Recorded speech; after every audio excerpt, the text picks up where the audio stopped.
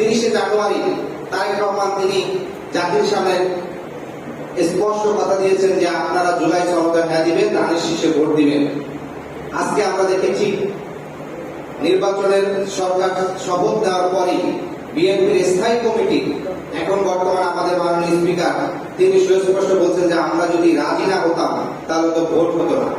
এই যে আমরা রাজি না হলে ভোট হতো না, তার মানে তারা ইচ্ছা করে এই প্রতারণামূলক অবস্থান নিচ্ছেন।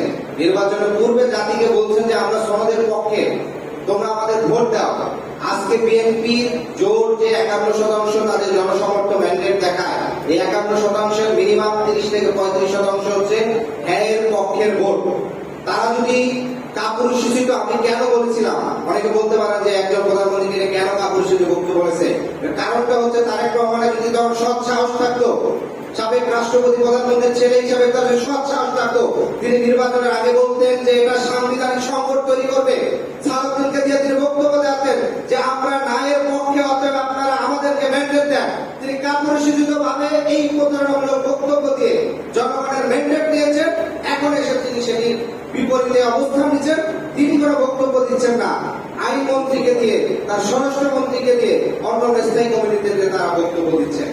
আরেকটি গুরুত্বপূর্ণ বিষয়, অ্যাটর্নি জেনারেল তিনি বলেছেন যে এই অভ্যুত্থানকে অনেকে 90-এর গণ আন্দোলনের সাথে তুলনা করেন।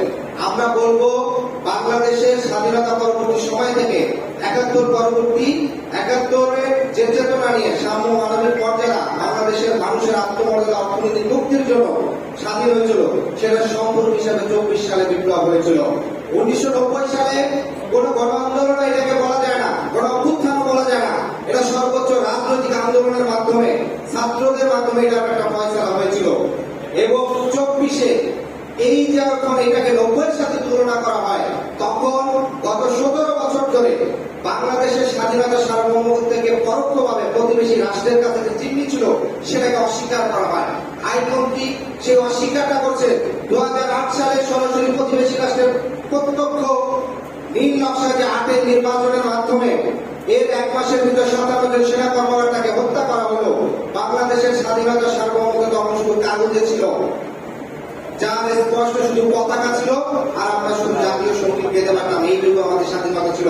আমাদের বিরোধী দল কারা হবে, আমাদের অর্থনৈতিক সিদ্ধান্ত কারা হবে, আমরা বিদেশিদের সাথে চুক্তি করতে পারবো কিনা, যেই সব রাজনীতিবিদরা ভারতের স্বার্থের বিরুদ্ধে বক্তব্য দিত, তাদেরকে এদেশের গোয়েন্দা সংস্থাদের মাধ্যমে গুম খুন করে হত্যা করা হতো।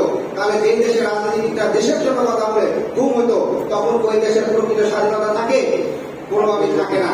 ফলে যারা এই দ্বিতীয় স্বাধীনতা বলে যাদের রাজনৈতিকভাবে এক ধরনের তাদেরকে উন্মাসিক তারা হচ্ছে আচরণ করেন, তারা সেই বিষয়টা তারা স্পষ্ট বলতে পায় যে আগামী দিনে বিএনপি যদি তাদের এই প্রতারণামূলক অবস্থান থেকে সরে না আসে, 91 সালে তারা প্রতারণামূলক অবস্থান করেছিল, সরকার গঠন করে 2001 সালে করেছিল, যার রাজনৈতিক তারা কিন্তু সেটা প্রায়শ্চিত্ত করেছে, পুরো জাতিকে নিয়ে তারা সেই প্রায়শ্চিত্ত দিতে হয়েছে।